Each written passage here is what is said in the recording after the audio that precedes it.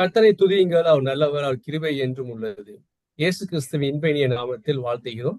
கடைசி கால வெளிச்சம், லாஸ்ட் டேஸ் லைட்ஸ் ஊழியத்தின் மூலம் உலகின் பல பகுதியில் அனைவரும் இந்த இணையதளத்தின் மூலம் ஒன்று சேர்த்த தேவனுக்கு நன்றி செலுத்துகிறோம். இந்த ஊழியத்தின் மூலம் உங்கள் அனைவரையும் அன்போடு வரவேற்கிறோம். இந்த கூட்டத்தின் ஆரம்ப ஜெபத்தை எடுக்குமாறு சகோதரர் சிவமுருகனை அன்புடன் அழைக்கிறோம். ஓகே, ஜெபம் செய்வோம். எங்களை அதிகமாக நேசித்து வழிநடத்தும் பரலோகத்தின் ஆண்டவரே, அப்பா, இந்த நேரத்துல ஆண்டவரே, உலகத்தின் பல பகுதிகளிலிருந்து ஒன்று கூடியிருக்கிறோம் சாமி. இந்த ஓய்வு நாள் வேலையில தகப்பனே, ஓய்வு நாள் முடிவு வேலையில தகப்பனே, இந்த நேரத்துல கூடியிருக்கிறோம் சாமி. ஆண்டவரே, இங்க கூடியிருக்கும் ஒவ்வொருவரையும் பேர் வாரியாக ஆசீர்வதிங்க ஆண்டவரே. அப்பா, இந்த சத்தியத்தை நாங்கள் கேட்க போகிறோம், உதவுறவை ஆசீர்வதிங்க. அந்த செய்தியை நாங்கள் கேட்டு வாழ்நாளில தகப்பனே எங்க வாழ்க்கையில நடக்கிறவர்களாக இருக்க ஆண்டவரே எங்களுக்கு உதவி செய்யுங்க ஆண்டவரே. பாவியாக எங்கள் மேல் இரக்கமா இரும் ஆண்டவரே. எங்களை ஆசீர்வதியும் பலப்படுத்தும் ஆண்டவரே. வழிநடத்தும் ஐயா. இயேசு கிறிஸ்துவின் நாமத்தில் ஜெபிக்கிற நல்ல பிதாவே, ஆமேன். ஆமேன். நன்றி சகோதரர் சிவமுருகன். இப்போது சிறப்பு பாடலை கேட்போம். சகோதரி கேசியா மற்றும் பேபி ஜோயனா அவர்கள் நமக்கு ஒரு சிறப்பு பாடலை வழங்குவார்கள். நன்றி ஐயா, பேலன் தந்தீரே, நன்றி ஐயா, சுகம் தந்தீரே, நன்றி ஐயா, சுமந்து கொண்டீரே, நன்றி ஐயா, உம்மால் கூடாத ஒன்றும் இல்லை, நம்பி வந்தே நான் உந்தன் பிள்ளை, உம்மால் கூடாததொன்றும் இல்லை, நம்பி வந்தேன் நான் உந்தன் பிள்ளை, நான் உம்மை மறந்தாலும் மறவாதிருப்பீரே, காக சறுக்காமல் தோளில் சுமப்பீரே, நான் உம்மை மறந்தாலும் மறவாதிருப்பீரே, கால்கள் சறுக்காமல் தோளில் சுமப்பீரே, உம்மால் கூடாததொன்றும் இல்லை, நம்பி வந்தேன் நான் உந்தன் பிள்ளை, உம்மால் கூடாததொன்றும் இல்லை, நம்பி வந்தேன் நான் உந்தன் பிள்ளை, ஜீவன் தந்தீரே, நன்றி ஐயா, பேலன் தந்தீரே, நன்றி ஐயா, பாவம் நீங்கி நான் பரிசுத்தமானேன், சாபம் நீங்கி உம் சந்ததியானேன், பாவம் நீங்கி நான் பரிசுத்தமானேன், சாபம் நீங்கி உம் சந்ததியானேன், உம்மால் கூடாததொன்றும் இல்லை, நம்பி வந்தேன் நான் உந்தன் பிள்ளை, உம்மால் கூடாததொன்றும் இல்லை, நம்பி வந்தேன் நான் உந்தன் பிள்ளை, ஜீவன் தந்தீரே, நன்றி ஐயா, பெலன் தந்தீரே, நன்றி ஐயா, இன்ப நேரம் என் துதி பாடல் நீரே, துன்ப வேலை என் துணையாய் நின்றீரே, இன்ப நேரம் என் துதி பாடல் நீரே, துன்ப வேலை என் துணையாய் நின்றீரே, உம்மால் கூடாததொன்றும் இல்லை, நம்பி வந்தேன் நான் உந்தன் பிள்ளை, உம்மால் கூடாததொன்றும் இல்லை, நம்பி வந்தேன் நான் உந்தன் பிள்ளை, ஜீவன் தந்தீரே, நன்றி ஐயா, பேலன் தந்தீரே, நன்றி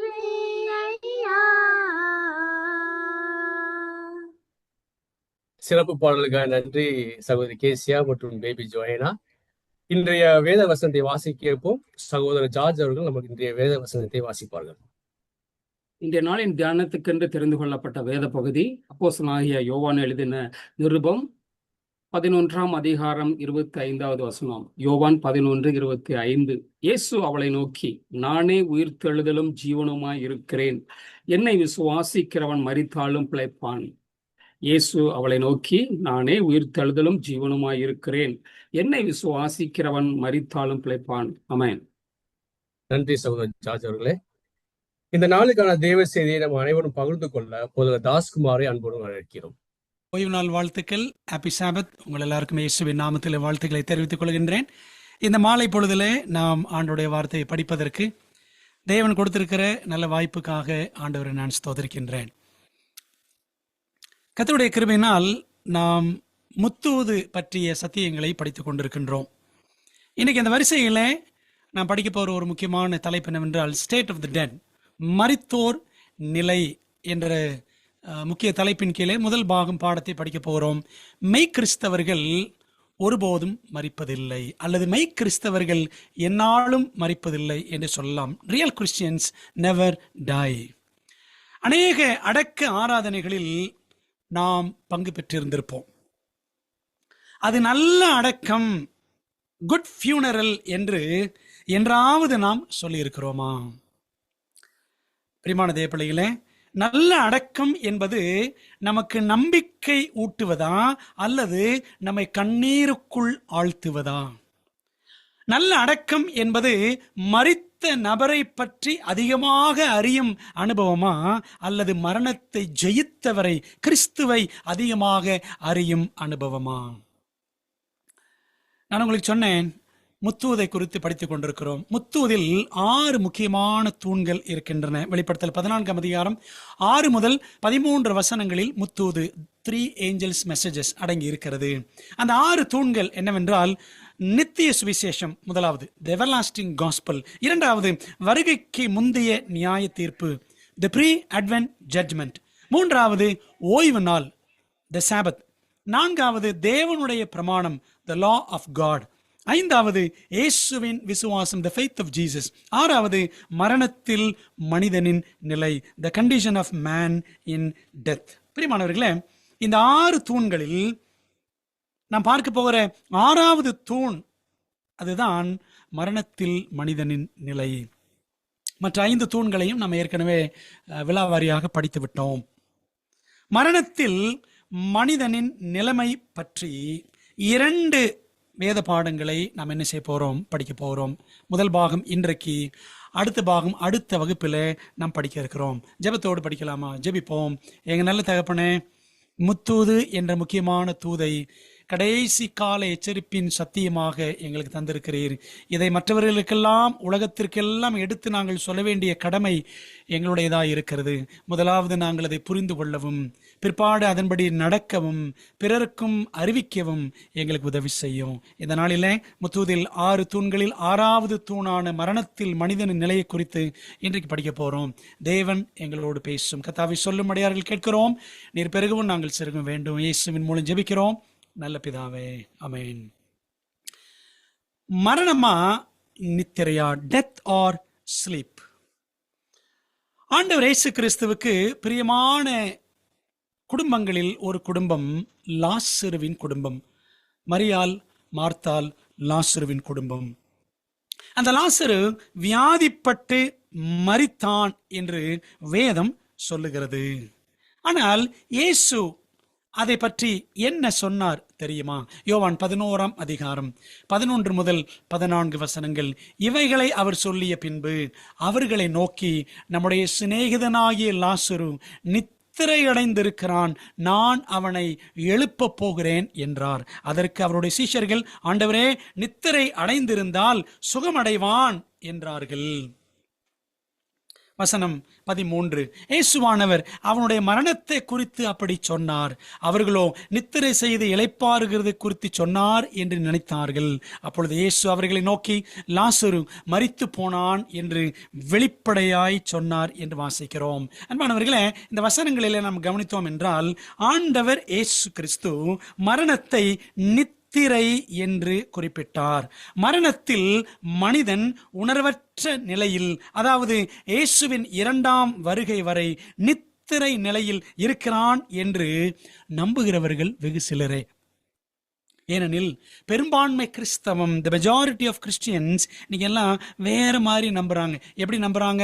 ஒரு கிறிஸ்தவன் மரித்து விட்டால் அவன் நீதிமான் என்றால் உடனே பரலோகம் போய் விடுகிறான். ஒரு கிறிஸ்தவன் மரித்து விட்டால் அவன் துன்மார்க்கன் என்றால் உடனே நரகம் போய் விடுகிறான் என்று நம்புகிறார்கள். ஆனால் ஒரு சின்ன கூட்டம் தாங்க மரித்த மனிதன் உணர்வற்ற நிலையில் இருக்கிறான் என்று நம்புகிறார்கள் வேதத்தின் அடிப்படையிலே. மரணமும் மகா எதிரியும், death and the great enemy. பாவம் என்ற பிரச்சனை பரலோகத்தில் முதலாக உருவாயிற்று லூசிஃபரின் மனதில். அந்த பாவ பிரச்சனை பரலோகத்திலிருந்து பூமிக்கு இடம் மாறிய போது சாத்தான், லூசிஃபர் சாத்தானாக மாறுகிறான்.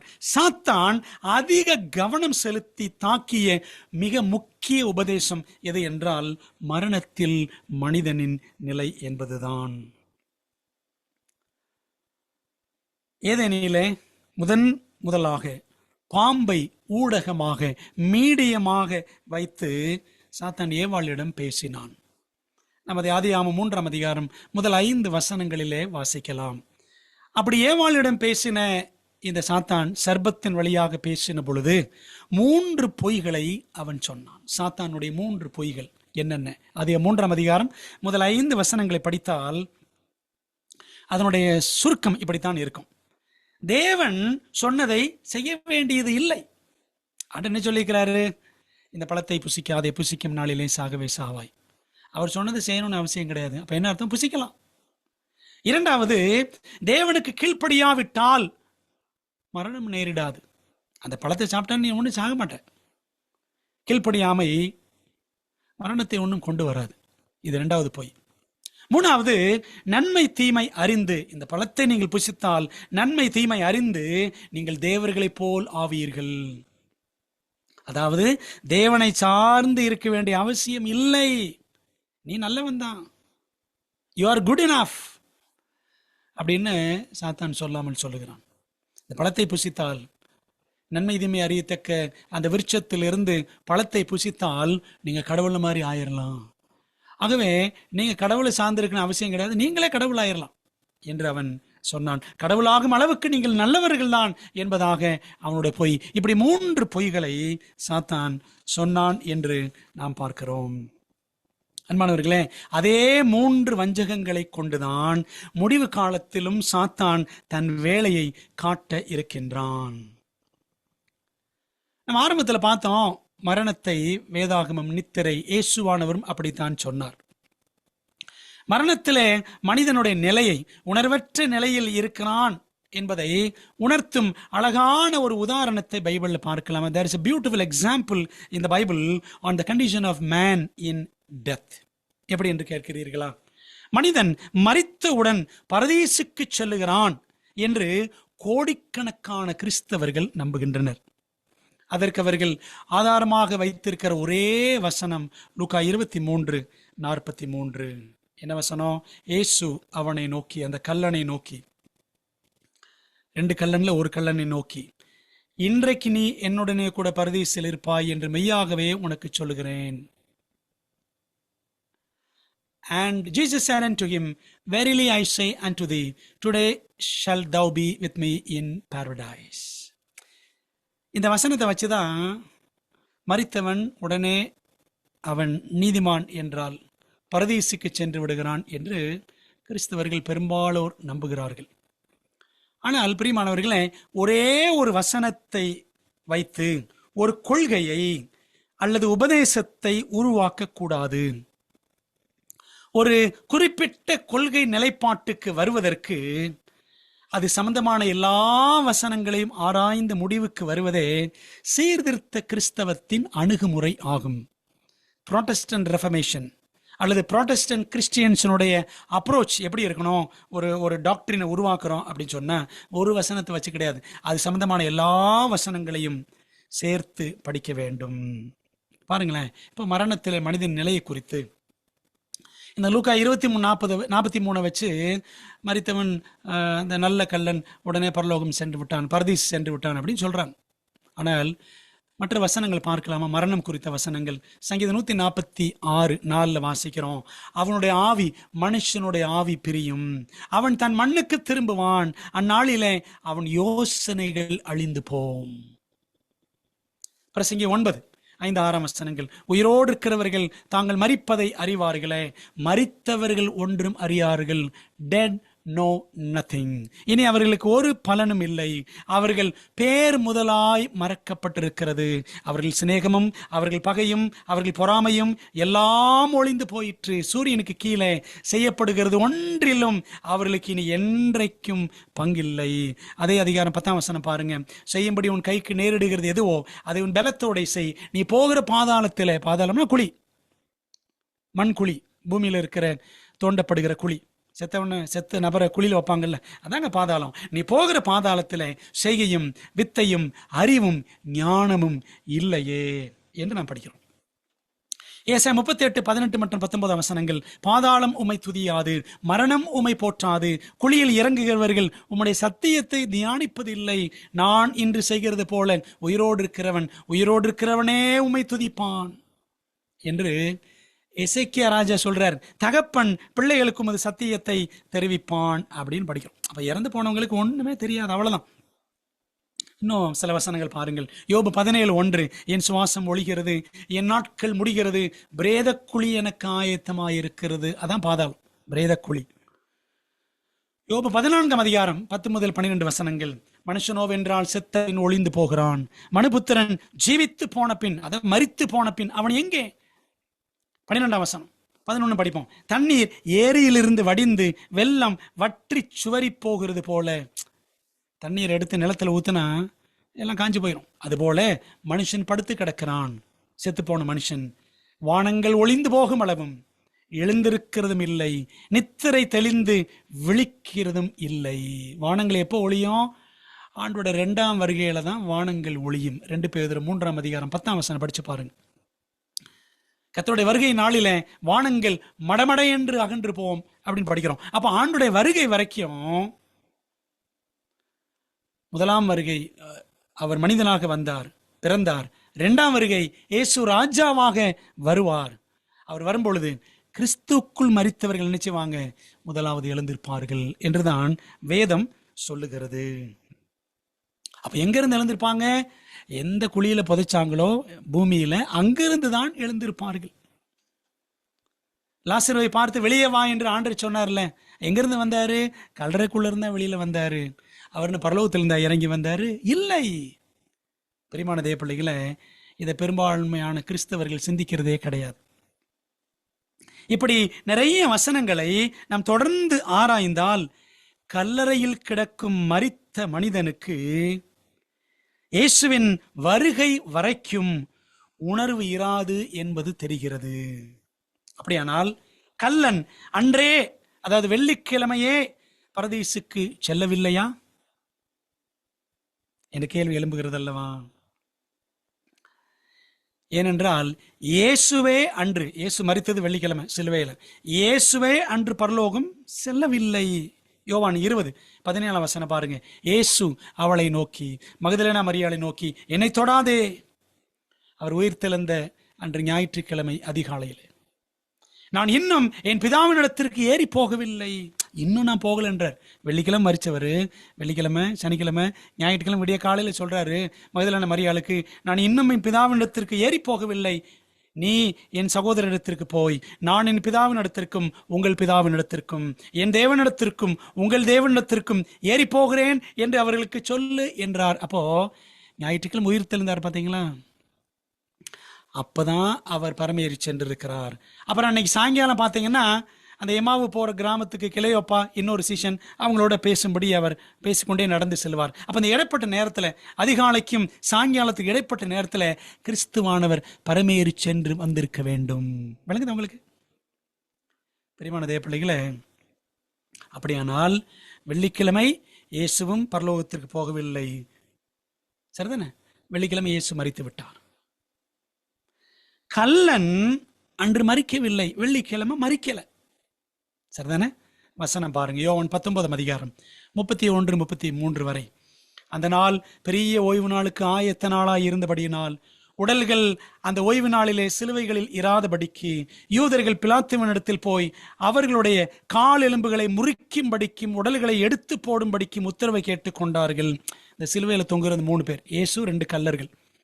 அவங்க கால்களை உடைச்சிடணும்.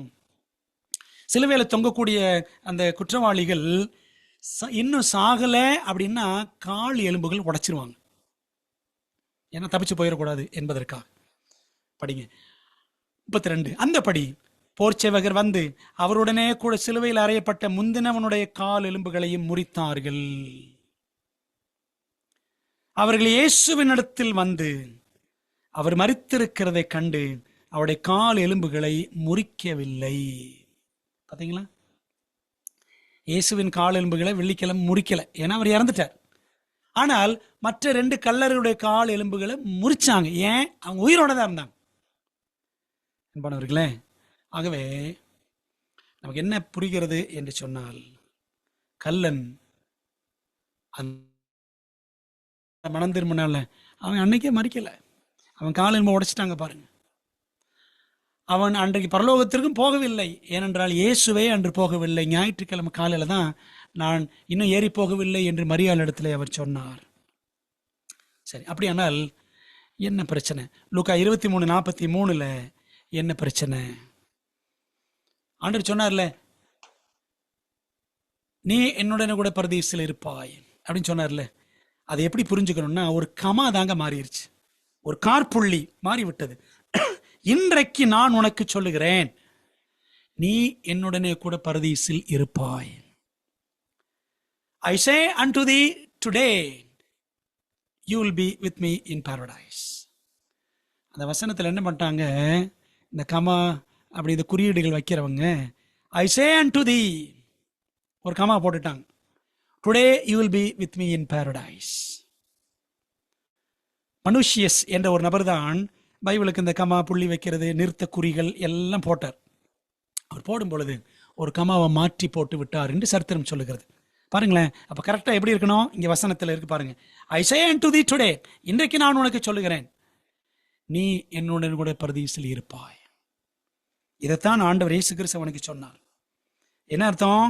கல்லன் வெள்ளிக்கிழமை அன்று ரட்சிப்பின் நிச்சயம் பெற்றானே தவிர அவன் நித்தியம் போய் சேரவில்லை என்பதுதான் உண்மை. விளங்குது உங்களுக்கு? இதான் லூக்கா 23:43 வசனத்தினுடைய சரியான விளக்கம், உண்மை விளக்கம் அதுதான். மரணத்திற்கு பின் மறுவாழ்வு, லைஃப் ஆஃப்டர் டெத். மரணத்துக்கு பின் மறுவாழ்வு இருக்கிறதா? இருக்கிறது என்றுதான் வேதம் சொல்லுகிறது. அதைத்தான் நாம் உயிர் தெழுதல் என்று சொல்லுகிறோம். மரணம் என்பது மலைக்க வைக்கும் மறைபொருளாகவே இயேசுவின் நாட்களில் இருந்தது. அன்றைய ஆன்மீக தலைவர்கள், இந்த பரிசேயர் சதுசேயர் போன்றவர்கள், மரணத்தில் மனிதனின் நிலையை குறித்து தெருச்சண்டைகள் கூட போட்டுக் கொண்டிருந்தனர். பரிசேயர், பாரிசீஸ், யூதர்கள்ல 6 வகை யூதர்கள், 6 வகைகள் இருந்தார்கள். அதுல முக்கியமான 2 வகை தான் பரிசேயர் சதுசேயர். பரிசேயர், பாரிசீஸ், உயிர்த்தெழுதல் உண்டு, தேவதூதர்கள் உண்டு என்று நம்பினவர்கள். சாடுசீஸ், சதுசேயர்கள், உயிர்த்தெழுதல் இல்லை, தேவதூதர்கள் இல்லை என்று நம்பினவர்கள். இந்த மறுவாழ்வை நம்பாத இந்த சதுசேயரை சாடுசி அப்படின்னு ஆங்கிலத்தில் சொல்றோம்ல, it's right that it is said that you see, sad you see. அதாவது அவங்க ரொம்ப வருத்தகரமான நிலை இருந்தாங்க சதுசேயர்கள். உயிர்த்தெழுதி இல்லை என்ற ஒரு ஒரு தப்பான நம்பிக்கை அவர்களிடத்தில் இருந்தது. சாடுசி, சாட்யூசி. ஒரு குழப்பமான சூழ்நிலையில் பரிசேயர் சதுசேயர் என்ற 2 கூட்டத்தாரும் வாதிட்டு கொண்டிருந்தனர். பவுல் பக்குவமாக விலகி கொண்டார். அது எங்க படிக்கிறோம்? அப்போஸ்தலர் 23:6-8 வரைக்கும். பின்பு அவர்களில் சதுசேயர் ஒரு பங்கும் பரிசேயர் ஒரு பங்குமாய் இருக்கிறார்கள் என்று பவுல் அறிந்து, சகோதரரே, நான் பரிசேயனும் பரிசேயனுடைய மகனுமாய் இருக்கிறேன். மரித்தோருடைய உயிர்த்தெழுதலை பற்றிய நம்பிக்கை குறித்து நான் நியாயம் விசாரிக்கப்படுகிறேன் என்று ஆலோசனை சங்கத்தில் சத்தமிட்டு சொன்னான். அவன் இப்படி சொன்னபோது பரிசேயருக்கும் சதுசேயருக்கும் வாக்குவாதம் உண்டாயிற்று. கூட்டம் 2ஆக பிரிந்தது. என்னத்தினால் என்றால், சதுசேயர் உயிர்த்தெழுதல் இல்லை என்றும் தேவதூதனும் ஆவியும் இல்லை என்றும் சொல்லுகிறார்கள். பரிசேயரோ அவ்விரண்டும் உண்டென்று ஒப்புக்கொள்ளுகிறார்கள் அப்படின்னு ஒரு வசனத்தை நம்ம இங்கே படிக்கிறோம். இதுல இருந்து நமக்கு தெரியுது, குழப்பமான சூழல்கள் உயிர்த்தெழுதலை குறித்து பவுல் காலத்தில் இருந்திருக்கிறது. ஏன் இயேசுவின் காலத்திலும் கூட இருந்திருக்கிறது. பாருங்க, யோவான் 11:25 இயேசு சொன்னாரு, இயேசு அவளை நோக்கி, நானே உயிர்த்தெழுதலும் ஜீவனமாய் இருக்கிறேன், என்னை விசுவாசிக்கிறவன் மரித்தாலும் பிழைப்பான் என்று சொன்னார்.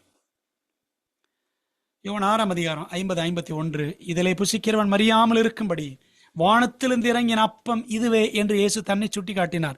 நானே வானத்திலிருந்து இறங்கின ஜீவ அப்பம், இந்த அப்பத்தை புசிக்கிறவன் என்றென்றைக்கும் பிழைப்பான். நான் கொடுக்கும் அப்பம் உலகத்தின் ஜீவனுக்காக நான் கொடுக்கும் என் மாம்சமே என்றார். 58ஆம் வசனம், வானத்திலிருந்து இறங்கின அப்பம் இதுவே, இது உங்கள் பிதாக்கள் புசித்த மன்னாவை போலல்ல, அவர்கள் மரித்தார்களே, இந்த அப்பத்தை புசிக்கிறவனோ என்றென்றைக்கும் பிழைப்பான் என்றார். அதாவது இந்த அப்பம் என்று சொல்லும் பொழுது இயேசுவை விசுவாசிக்கிறவர்கள் என்றென்றும் பிழைப்பார்கள். யோவான் 11:26 வாசிக்கிறோம், உயிரோடு இருந்து என்னை விசுவாசிக்கிறவன் எவனும் என்றென்றைக்கும் மறியாமலும் இருப்பான், இதை விசுவாசிக்கிறாயா என்றார். அன்பானவர்களே, இந்த வசனங்கள்லாம் படிக்கும்பொழுது என்ன புரிஞ்சுக்கிறோம்னா, ஒரு நபர் இயேசுவை ஏற்றுக்கொள்ளும் பொழுது நித்திய வாழ்வு அவருக்குள் ஆரம்பமாகிறது. அந்த நபர் என்றென்றைக்கும் மரிப்பதில்லை. என்ன என்றென்றைக்கு மரிப்பதில்லை? இது துர்போதனை போல் தெரிகிறதே அப்படின்னு நினைக்கிறீங்களா? இயேசு அப்படித்தான் சொன்னார். என்ன சொன்னாரு? உயிரோடு என்னை விசுவாசிக்கிற எவனும் என்றென்றைக்கும் மறியாமலும் இருப்பான். இயேசுக்குள் வந்து விட்டவருக்கு நித்திய ஜீவன் மட்டுமே உண்டு. நித்திய மரணம் என்ற 2ஆம் மரணம் அவருக்கு இல்லை.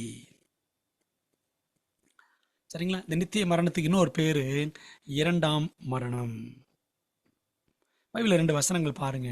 வெளிப்படுத்தல் 2:11 படிக்கிறோம், ஆவியானவர் சபைகளுக்கு சொல்லுகிறதை காதுள்ளவன் கேட்க கடவன், ஜெயங்கொள்ளுகிறவன் 2ஆம் மரணத்தினால் சேதப்படுவதில்லை. இன்னும் 1-2 வசனங்கள் பார்க்கலாமா? வெளிப்படுத்தல் 20:14, அப்பொழுது மரணமும் பாதாளமும் அக்கினி கடலிலே தள்ளப்பட்டன. இது 2ஆம் மரணம். 2ஆம் மரணம்னா அந்த அக்கினி கடலிலே பங்கடையக்கூடிய நிலைமை இருக்கிறது பார்த்தீங்களா? அதான் 2ஆம் மரணம். அதான் நித்திய மரணம். அதாவது எரிந்து சாம்பலாய் போகிற மரணம். எரிஞ்சுக்கிட்டே இருக்கிற மரணம் கிடையாது. சாத்தான் கூட சாம்பலாகி விடுவான். எசேக்கியேல் 28:18 படித்து பாருங்கள். துன்மார்க்கர் எல்லாரும் சாம்பலாகி விடுவார்கள். மல்கியா 4ஆம் அதிகாரம் 3ஆம் வசனத்தை படித்து பாருங்கள். அன்பான தேவப்பிள்ளைகளே, ஆக மரணத்தை பற்றி பைபிள் இப்படித்தான் சொல்லுகிறது. முதலாம் மரணம் என்ன? நாம் வயதாகியோ அல்லது நோய்வாய்ப்பட்டோ அல்லது எதிர்பாராமல் ஏற்படுகிற மரணமோ, இதான் முதலாம் மரணம். 2ஆம் மரணம் என்பது இதுதான். இதை நாம் புரிந்து கொள்ள வேண்டும். நாம் இந்த குறித்து பின்னாடி பார்க்கலாம். நாம் எங்கே போகிறோம், என்ன செய்கிறோம்? Where do we go and what do we do? அடக்க ஆராதனை என்றாலே சிலருக்கு அச்சம், சிலருக்கு பயமா இருக்கும். அடக்க ஆராதனை என்றால் கல்லறையினாலே பயமா இருக்கும். மரணம் என்றாலே பலருக்கு நடுக்கம். பிரியமான தேவ பிள்ளைகளே, மரணம் குறித்து நமது அணுகுமுறை எப்படி இருக்க வேண்டும்? How do we approach death or the concept of death? பிரசங்கி 7ஆம் அதிகாரம் 2-4 வசனங்கள் பாருங்கள். விருந்து வீட்டுக்கு போவதிலும் துக்க வீட்டுக்கு போவது நலம், இதில் எல்லா மனுஷரின் முடிவும் காணப்படும். உயிரோடு இருக்கிறவன் இதை தன் மனதிலே சிந்திப்பான். நகைப்பை பார்க்கிலும் துக்கிப்பு நலம், முக துக்கத்தினாலே இருதயம் சீர்படும். ஞானிகளின் இருதயம் துக்க வீட்டிலே இருக்கும், மூடரின் இருதயம் களிப்பு வீட்டிலே இருக்கும். அப்போ ஒரு துக்க வீட்டுக்கு போகும் பொழுது நம்முடைய வாழ்க்கை குறித்து நம்ம சிந்திப்போம். இருதயம் சீர்படும். துக்க வீட்டில் தான் நம் உண்மை நிலையை நாம் உணர்வோம். காலம், நித்தியம் பற்றி உண்மையும் அங்குதான் புலப்படும். Time and eternity. டைம் என்னது? நம்ம இருக்கிற காலகட்டம் தான் டைம். 60 வருஷம் 70 வருஷம் இருப்போம். இட்டர்னிட்டி endless லைஃப், முடிவற்ற வாழ்க்கை, அதான் நித்தியம். ஆகவே ஒரு துக்க வீட்டுக்கு போனாதான் காலத்திற்கும் நித்தியத்திற்கும் உள்ள உண்மை, அந்த வித்தியாசம் நமக்கு புரியும். தேவன் மிகவும் அருகில் இருக்கிறார், நான் தான் அவரை விட்டு தூரமாயிருக்கிறேன் என்பதும் நமக்கு நன்கு புரியும். எவ்வளவு தூரம் நான் ஆண்டவரை விட்டு பிரிஞ்சிருக்கிறேன், தூரமா இருக்கிறேன்றது அப்பதான் தெரியும். ஆண்டவர் என் கூடவே இருக்கிறார், என்னை பராமரிக்கிறார், வழி நடத்துகிறார் என்பது அந்த துக்க வீட்டுக்கு போனதான் நாம் புரிந்து கொள்ளுவோம். ஒரு வினாடியில் நம் ஆட்டம் எல்லாம் அடங்கி போகும் என்பது விருந்து வீட்டில் அல்ல, மரண வீட்டில் தான் நமக்கு பொறித்தட்டும். இப்படிப்பட்ட உணர்த்துதல்கள் நம்மில் உண்டானால் அதுதாங்க நல்ல அடக்கம், குட் ஃபியூனரல். ரொம்ப ரிச்சா இருந்துச்சு, ரொம்ப கிராண்டா பண்ணாங்க, சந்தன பெட்டி, இது நல்ல அடக்கம் கிடையாது. நம்முடைய வாழ்க்கைக்குரிய நல்ல பாடங்களை படித்து கொண்டு வெளியில வரணும் ஒரு அடக்க ஆராதனையில். அதான் நல்ல அடக்கம். கிறிஸ்தவ அடக்க ஆராதனை என்பது கிறிஸ்துவை உயர்த்தி பேசும் இடம் ஆகும். மாறாக இன்று அது மரித்து போன நபர்களை உயர்த்தி பேசும் இடமாக, ஒரு விக்கிரக ஸ்தலமாக மாறிவிட்டது. அன்பானவர்களே, இயேசுவின் நாமம் அங்கே அரிதாகவே உச்சரிக்கப்படுகிறது. ஒரு அடக்க ஆராதனைக்கு, ஒரு கிறிஸ்தவ அடக்க ஆராதனைக்கு போனோம் அப்படின்னா அங்கே கிறிஸ்துவ பத்தியே பேசுறாங்க. The name of Jesus is not at all mentioned or very rarely mentioned. இயேசுவின் நாமத்தை ரொம்ப அரிதாகவே சொல்லுகிறார்கள். அந்த இறந்து போனவரை பத்தி தான் ஆகா ஓஹோ என்று பேசப்படுகிறது. மரித்த மனிதன் அல்ல, உயிர்த்த இயேசுவே உயர்ந்தவர். நமது சாதனைகள் உலகத்தின் பார்வையில் உயர்வாக தெரிந்தாலும் பரலோக மகாதேவனின் சந்நிதியில் நமது சாதனைகள் எல்லாம் குப்பைகளே. கண்ணாடி கடல் அருகே நம்ம ஒரு நாள் போய் நிக்க போறோம், சரிதானே? ஆகவே ஒரு மரண வீட்டுக்கு போகும் பொழுது அந்த கண்ணாடி கடல் அருகே நானும் நிக்கணும் என்ற ஏக்கம் உண்டாகும் அளவுக்கு பாடங்களை நாம் படித்துக் கொள்ள வேண்டும். மரணத்தில் ஒரு நல்ல ஒரு முன்மாதிரி, அட்வென்டிஸ்ட் முன்னோடி ஒருவர் இருக்கிறார். An Adventist pioneer who set an example in his death. யார் என்று கேட்கிறீர்களா? ஜான் நெவின்ஸ் ஆண்ட்ரூஸ் என்பவர். ஜான் நெவின்ஸ் ஆண்ட்ரூஸ் எஸ்டிஏ திருச்சபையில மிக முக்கியமான ஒரு முன்னோடி என்று சொல்லலாம். 1829 1883 வரை 54 ஆண்டுகள் தான் வாழ்ந்தவர். Just 54 years. 1874 ஆண்டில கடல் கடந்து அமெரிக்காவிலிருந்து ஐரோப்பாவு கண்டத்துக்கு சென்ற முதல் மிஷனரி, ஃபர்ஸ்ட் ஓவர்சீஸ் மிஷனரி இவர்தான். முழங்காலிலேயே வேதாகமத்தை வாசிக்கிறவர், வேதாகமத்தை 7 மொழிகளில் வாசிக்கும் திறமை பெற்றவர், புதிய ஏற்பாடு முழுவதையும் பாராமல் சொல்லக்கூடிய ஒரு மனப்பாடமா தெரியும் இவருக்கு புதிய ஏற்பாடு. கூர்மையான வேத அறிவு படைத்த எழுத்தாளர். இவர் எழுதிய பிரபலமான நூல் இங்க போட்டு பாருங்க, history of the Sabbath and the first day of the week. ஓய்வு நாள் மற்றும் வாரத்தின் முதலாம் நாளின் வரலாறுன்னு ஒரு புக்கில் இருக்கிறார். அழகான ஒரு புஸ்தகம், ஆங்கிலத்தில் மட்டும்தான் இருக்கிறது. வெளிப்படுத்தல் 13 அந்த அதிகாரத்தில் 11 முதல் 17 வரை உள்ள வசனங்களை 2ஆம் மிருகம், அதாவது ஆட்டுக்குட்டிக்கு ஒப்பாக தோன்றின ஒரு மிருகம், அப்போ போக போக வலு சிற்பத்தை போல பேசினது, அதுக்கு 2 கொம்புகள் இருந்துச்சு அப்படி படிக்கலாம். பூமியிலிருந்து எழும்பின மிருகம். இந்த மிருகம் அமெரிக்கா என்று முதலாக சொன்ன முன்னோடி இவர்தான், ஜான் நெவின்ஸ் ஆண்ட்ரூஸ். ஊழியமே உயிர் மூச்சாக கொண்டு ஊழியத்துக்காக சென்றிருந்த அந்நிய மண்ணிலேயே, ஐரோப்பா கண்டத்தில் சுவிட்சர்லாந்து தேசத்தில் நல்ல உணவு இல்லாமல் காசு நோயினால் அக்டோபர் 21 1883 வருஷத்தில் அவர் மரித்து போனார். சுவிட்சர்லாந்துல பேசல் என்ற இடத்துல அவர் அடக்கம் செய்யப்பட்டார். பிரியமான தேவ பிள்ளைகளே, இவருடைய வேண்டுகோளுக்கு இணங்க வல்லமையான ஊழியம் செஞ்சவர். இவரை பத்தி நிறைய படிக்கலாம். இவருடைய வேண்டுகோளுக்கு இணங்க ரிவ்யூ அண்ட் ஹெரால்டு பத்திரிகையில ஜான் ஆண்ட்ரூஸ் மரித்து விட்டார், இந்த செய்தி மட்டும்தான் இருக்கணும், என்னோட மரண அறிவிப்பு மட்டும்தான் இருக்க வேண்டுமே தவிர என்னை குறித்து வேறு எந்த புகழஞ்சலியும் யூலஜி என்னை பற்றி எதுவுமே ஆக ஓகோன்னு இருக்கக்கூடாதுன்னு சொல்லிட்டார் சாகிறதுக்கு முன்னாடி. அன்பானவர்களே, எத்தனை எளிமையும் தூய்மையும் உண்மையும் நிறைந்த தேவ மனிதன் ஜான் நெவின்ஸ் ஆண்ட்ரூஸ். பிரியமானவர்களே, அதான் நான் கேட்டேன் உங்கள்கிட்ட, நாம் எங்கே போகிறோம், என்ன செய்கிறோம்? அடக்க ஆராதனைக்கு போகிறோம், அங்கே போய் என்ன செய்கிறோம்? நல்ல பாடங்களை படித்துக் கொள்கிறோமா? மரணத்தை ஜெயித்தவரை உயர்த்துகிறோமா அல்லது மரித்து போன நபரை உயர்த்துகிறோமா என்பது நாம் சிந்திக்க வேண்டிய ஒரு முக்கியமான கேள்வி. கண்ணாடி கடல் அருகே வெகு விரைவில் நிற்கப் போகும் ஜனங்கள் என்ன செய்ய போகிறார்கள்? யாரை பற்றி உயர்த்தி பாடப் போகிறார்கள் தெரியுமா? வெளிப்படுத்தல் 15 3-4 வசனங்கள் பாருங்க. அவர்கள் தேவனுடைய ஊழியக்காரனாகிய மோசேயின் பாட்டையும் ஆட்டுக்குட்டியானவருடைய பாட்டையும் பாடி, சர்வ வல்லமையுள்ள தேவனாய கர்த்தாவே, தேவரீருடைய கிரியைகள் மகத்துவம் ஆச்சரியமானவைகள், பரிசுத்தவான்களின் ராஜாவே, தேவரீருடைய வழிகள் நீதியும் சத்தியமுமானவைகள். கர்த்தாவே, யாருமுக்கு பயப்படாமலும் முதநாமத்தை மகிமைப்படுத்தாமலும் இருக்கலாம். தேவரீர் ஒருவரே பரிசுத்தர், எல்லா ஜாதிகளும் வந்து உமக்கு முன்பாக தொழுது கொள்ளுவார்கள். உடைய நீதியான செயல்கள் வெளியரங்கமாயின என்றார்கள். அன்பான தேவ ஜனங்களே, தேவனை மெய்யாய் நாம் அறிந்திருப்போம் என்றால், தேவனை மெய்யாய் அறிந்த ஜனங்கள் இன்றும் அடக்க ஆராதனைகளில் நாம் வாசித்த இந்த வசனங்களின்படியே செயல்படுவார்கள். அதாவது தேவாதி தேவனை மாத்திரம் புகழ்ந்து உயர்த்தி மகிமைப்படுத்துவார்கள். மரண பயம் அவசியமா? Is fear of death necessary? இந்த மரணத்தை பற்றி படிக்கும் பொழுது இதெல்லாம் நமக்கு வரக்கூடிய கேள்விகள். பாவத்தினால் மரணம் உண்டாயிற்று என்பது மறுக்க முடியாத வேதாகம உண்மை. சரிங்களா? நான் உங்களுக்கு சொன்ன ஆரம்பத்தில் 2 விதமான மரணம் இருக்கிறது. முதலாம் மரணம், 2ஆம் மரணம். இந்த முதலாம் மரணம் பாவத்தின் விளைவாகிய மரணம். First death is the result of sin.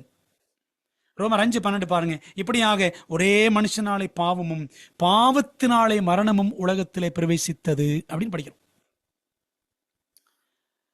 பிரவேசித்தது போலவும் எல்லா மனுஷரும் பாவம் செய்தபடியால் மரணம் எல்லாருக்கும் வந்தது போலவும் இதுவும் ஆயிற்று. முதலாம் மரணம் பாவத்தின் விளைவு.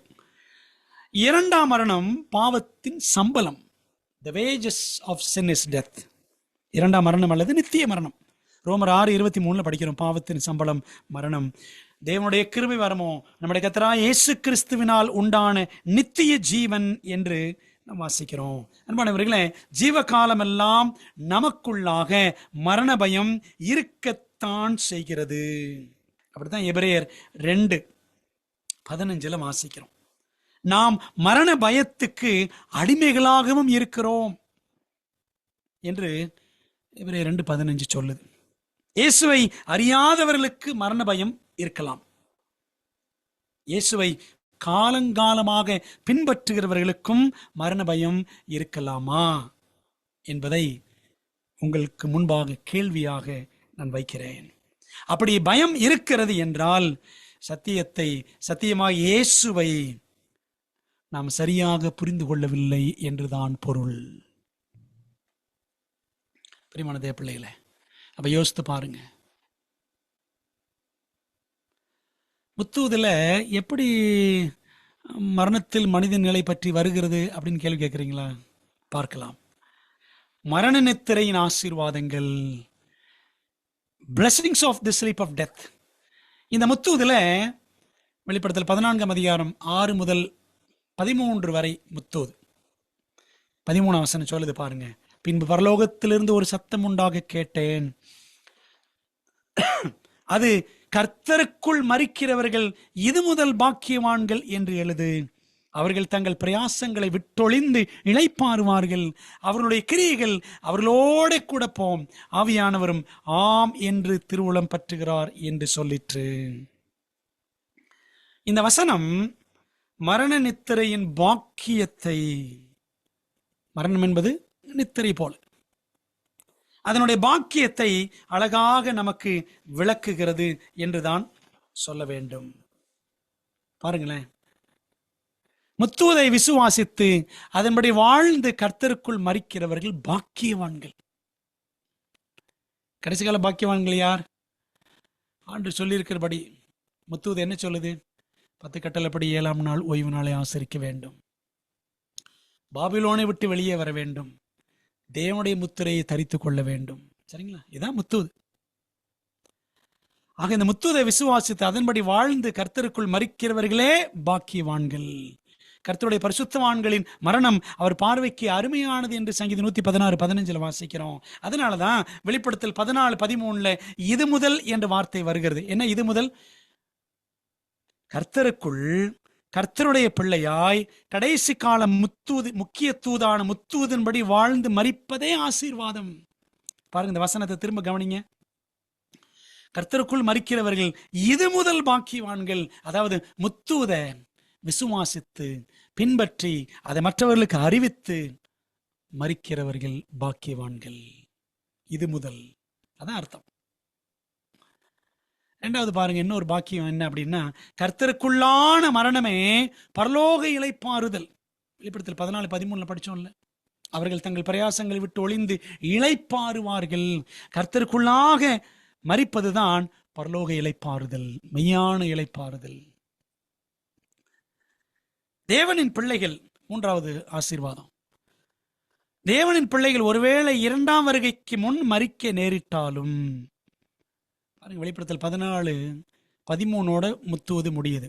14:14 2ஆம் வருகை பற்றி படிக்கலாம். இயேசுவானவர் வருகிற காட்சியை நீங்க பார்க்கலாம் ரெவலேஷன் 14:14. அப்ப 13ஆம் வசனத்துல முத்துவத விசுவாசித்து மரிக்கிற கர்த்தருடைய பிள்ளைகள். பாருங்களேன், 2ஆம் வருகைக்கு முன் தேவனுடைய பிள்ளைகள் மரிக்க நேரிட்டாலும் அதுவும் தேவனுடைய இரக்கம்தான் என்பதில் சந்தேகமே கிடையாது.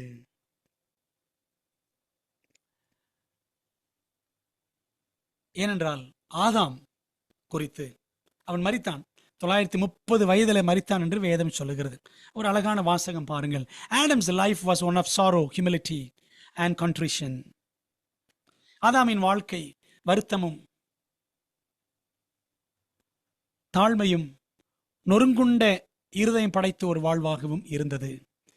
When he left Eden, the thought that he must die thrilled him with horror. இந்த ஆதாம் ஏவாள் ஏதேன் தோட்டத்தை விட்டு வெளியேற்றப்பட்ட பொழுது தாங்கள் மரிக்க வேண்டும் என்ற சிந்தனை அவர்களுக்கு அச்சமூட்டுவதாக இருந்தது. Though the sentence of death pronounced upon him by his maker had at first appeared terrible, yet after beholding for nearly 1,000 years the results of sin, he felt that it was merciful in God to bring to an end a life of suffering and sorrow. Patriarchs and Prophets பக்கம் 82 படிக்கிறோம். ஆண்டவர் ஒரு சட்டம், ஒரு தீர்மானம் சொல்லிட்டாரு, நீ மரிக்கணும், மண்ணாய் இருக்கிறாய் மண்ணுக்கே திரும்புவாயின்னு சொல்லிட்டார். அது 3:19.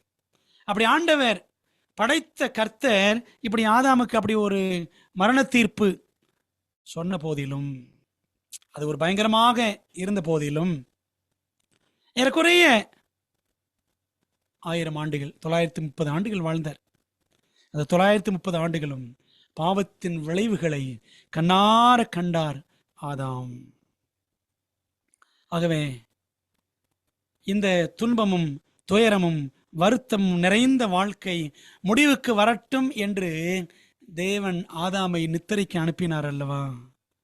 அது தேவனுடைய இரக்கம் என்று ஆதாம் கூட நம்பினார். பிரியமானவர்களே, அப்ப என்ன புரியுது? ஆதாம் நித்திரைக்கு செல்ல ஆயத்தமாய் இருந்தான், அதில் ஆனந்தமும் கொண்டான். தேவனில் நிலைத்திருப்பவனுக்கு மரணம் ஒரு பெரும் பிரச்சனையே கிடையாது. ஏனெனில் தேவனுக்கு அது ஒரு பெரிய பிரச்சனையே கிடையாது. மாறாக தேவனுக்கு மரணம் ஒரு லேசான காரியம். தேவனுக்குள் இருக்கிற பிள்ளைகளை தேவன் எழுப்புவார். அன்பான தேவ பிள்ளைகளே, அப்படியானால் பின்னர் ஏன் இயேசு லாசருவின் கல்லறை அருகில் கண்ணீர் விட்டார்? ஆண்டவருக்கு மரணம் லேசான காரியம்தான். ஏன் இயேசு கண்ணீர் விட்டார்னு படிக்கிறோம் யோவான் 11:35. அவர் கண்ணீர் விட்ட காரணம் என்ன என்று கேட்கிறீர்களா?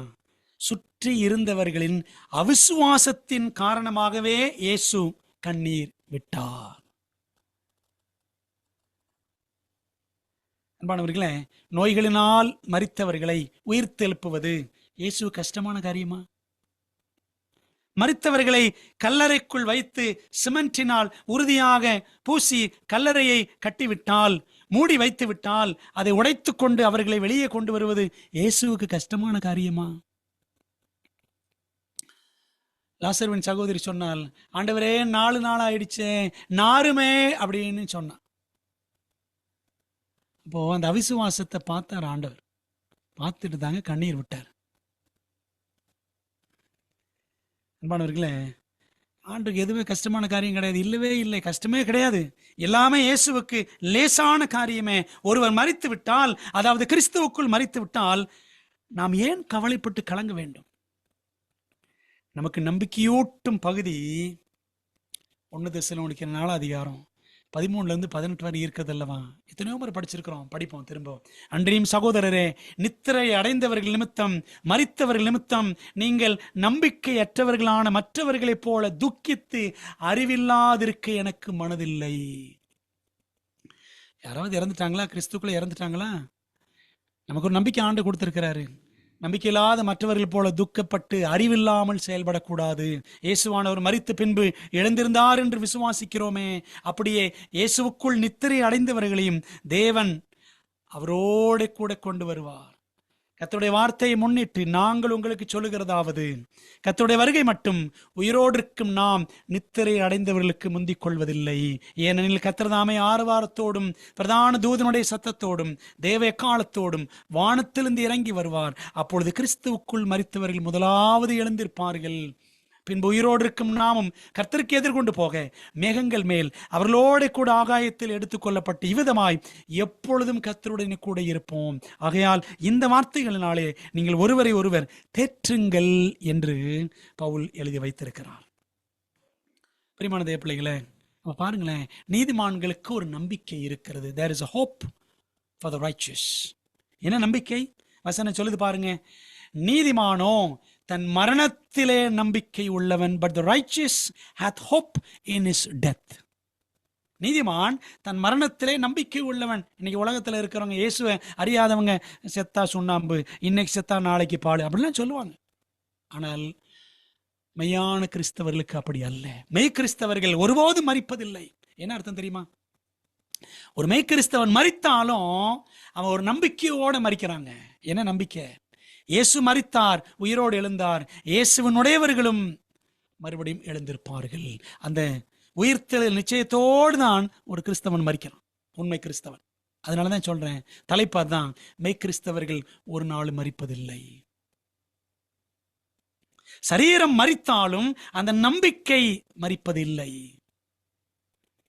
பிரியமானவர்களே, நீதிமான் தன் மரணத்திலே நம்பிக்கை உள்ளவன். 6 வயதான ஒரு சிறு மகள் நோய்வாய்ப்பட்டு அவள் மரித்து போனாள். ஒரு 6 வயது சிறு பெண் இறந்து விடுகிறாள். மருத்துவர்கள் அவளை காப்பாற்றுவதற்கு பரபரப்பாக எவ்வளவோ சிகிச்சை கொடுத்தார்கள். ஆனால் அவளும் மரித்து போனாள். அடக்க நாள் வந்தது. நண்பர்கள், உறவினர்கள் எல்லாரும் ஒன்று கூடினார்கள். அந்த குழந்தையின் அப்பா, அவர் ஒரு அவிசுவாசி, இயேசுவை நம்பாத ஒரு மனிதன். அவர் சவப்பட்டி அருகே நின்று அவர் சொன்னாரா, my daughter, good bye, good bye for ever. போய் வா, போய் வா, போய் வா மகளே, உனக்கு என்றென்றுமாக வழி அனுப்பி வைக்கிறேன் அப்படின்னு அவர் சொன்னார்.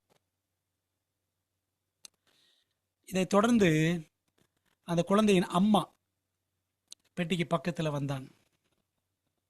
அந்த அம்மா ஒரு பக்தியுள்ள கிறிஸ்தவ பெண்மணி, இயேசுவை அதிகமாக நேசித்தவள். மரணம் குறித்து இயேசுவானவர் என்னவெல்லாம் கற்றுக் கொடுத்திருக்கிறாரோ அதையெல்லாம் நன்கு அறிந்தவள். அவள் என்ன செய்தாலும் ஒரு மலர் கொத்து கொண்டு வந்து மகளுக்காக வைத்துவிட்டு சாய்ந்து குழந்தையின் மீது முத்தமிட்டு அவள் சொன்னாலாம், இனிய மகளே இரவு வணக்கம், my sweet daughter, good night. 6 ஆச்சரியமான ஆண்டுகள் நாம் ஒன்றாய் இருந்தோம். we lived together for 6 wonderful years. good night to you. உனக்கு இரவு வணக்கம். அம்மாவாகிய நான் காலையிலே உன்னை காண்பேன். விடியும் பொழுது இருளெல்லாம் பறந்து போய்விடும். I will meet you in the morning. I will see you in the morning. அப்படி விடியும் பொழுது இருளெல்லாம் பறந்து போய்விடும் என்று அந்த தாய் சொன்னாலாம்.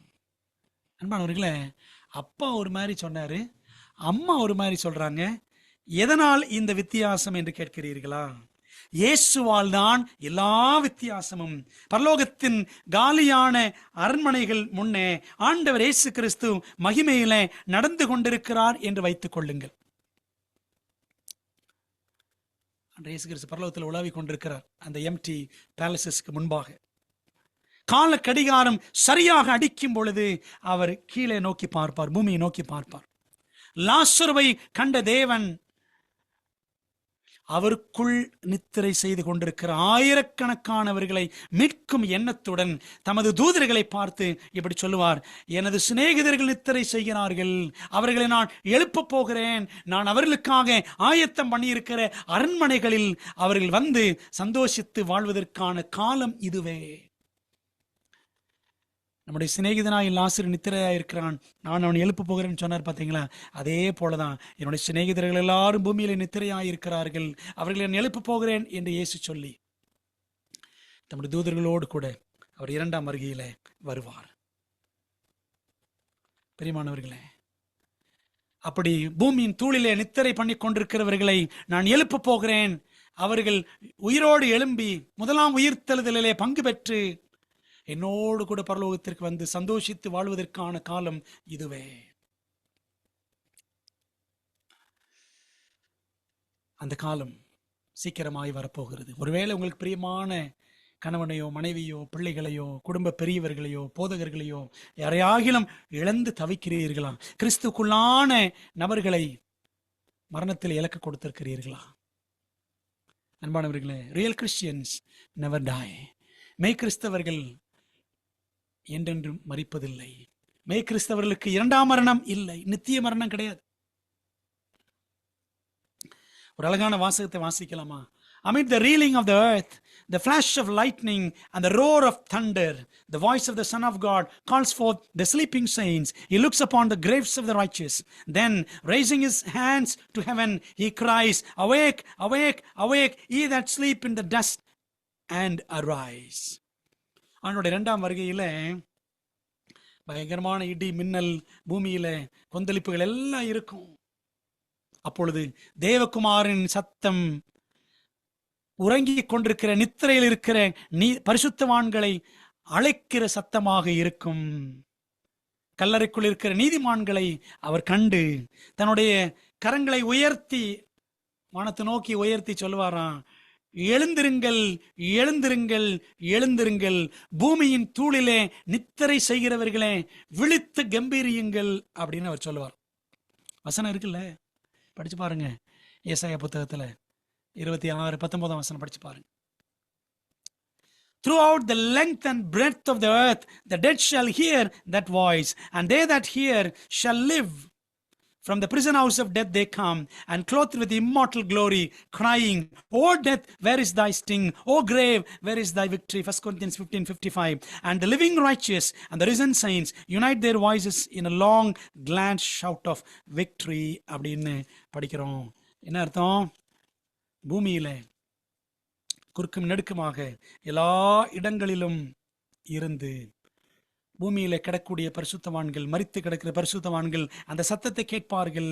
மரணம் என்ற அந்த சிறை வீட்டில் இருந்து நித்திய அழியா மகிமை பொருத்தி கொண்டவர்களாக கர்த்தருடைய மரித்த பரிசுத்தவான்கள் எழுந்திருப்பார்கள். மரணமே உன் கூர் எங்கே, பாதாளமே உன் ஜெயம் எங்கே என்று சொல்லி அவர்கள் வெளியே வருவார்கள். உயிருள்ள நீதிமான்களும் உயிரோடு எழுந்த பரிசுத்தவான்களும் எல்லாரும் ஒன்றாக இணைந்து என்ன செய்வாங்களாம்? வெற்றியின் சந்தோஷ கீதம் முழங்குவார்கள். நான் சொன்னேன்ல, ஏசாயா 26ஆம் அதிகாரம் 19ஆம் வசனத்துல இருக்கு பாருங்க. மண்ணிலே தங்கி இருக்கிறவர்களே விழித்து கம்பீரியுங்கள், மரித்தோரை பூமி புறப்பட பண்ணும், கிறிஸ்துவுக்குள் மரித்தவர்களை பூமி புறப்பட பண்ணும். எத்தனை ஆச்சரியமான ஒரு வாசகம் பார்த்தீர்களா? கிரேட் கான்ட்ரவர்சி பக்கம் 644 வாசிக்கிறோம். இன்னொரு சிறு வாசகம் 645, little children are born by holy angels to their mother's arms, friends long separated by death are united, nevermore to part, and with songs of gladness ascend together to the city of God. ஒருவேளை சின்ன குழந்தைகள், உடைய பிரியமான குழந்தைகளை இழந்து தவிக்கிறீர்களா? அப்படிப்பட்ட சின்ன குழந்தைகளும் உயிரோடு எழுந்திருப்பார்கள். அந்த குழந்தைகளை தேவதூதர்கள் எழுப்பி கொண்டு வந்து அவரவருடைய தாய்மார்கள் கரங்களிலே கொடுப்பார்களாம். வெகு காலமாக மரணத்தினால் பிரிந்திருந்த நண்பர்கள் மீண்டும் ஒன்று சேர்வார்கள், இனிமேல் பிரியவே மாட்டார்கள். சந்தோஷ கீதங்கள் பாடிக்கொண்டு இப்படி உயிர்த்தெழுந்த பரிசுத்தவான்களும் உயிரோடு இருந்த மருவமான பரிசுத்தவான்களும் எல்லாரும் ஒன்று சேர்ந்து சந்தோஷ கீதம் பாடிக்கொண்டு பரிசுத்த நகரம் நோக்கி, தேவனுடைய நகரம் நோக்கி பிரயாணிப்பார்கள் என்று நாம் பார்க்கிறோம். பிரியமான தேவ பிள்ளைகளே, எத்தனை ஆச்சரியமான நம்பிக்கை தேவன் உங்களுக்கும் எனக்கும் வேதாமத்திலே கொடுத்திருக்கிறார். இந்த நம்பிக்கை பெற்றிருக்கிற நாம், அதாங்க நீதிமான் தன் மரணத்தின் மீது நம்பிக்கை உள்ளவன், அந்த நம்பிக்கை நம்மை வெட்கப்படுத்தாது என்று ரோமர் 5:5 வாசிக்கிறோம். அன்பான தேவ பிள்ளைகளே, இந்த செய்தி தான் முத்தூதில் இருக்கிற ஒரு முக்கியமான செய்தி, மரணத்தை குறித்த செய்தி. இதை குறித்து நம்ம தொடர்ந்து இன்னொரு பாடமும் படித்து முடிக்க இருக்கிறோம். இந்த நல்ல நம்பிக்கையின் செய்திக்காக ஆண்டவருக்கு நன்றி செலுத்துவோம். ஜெபிப்போமா?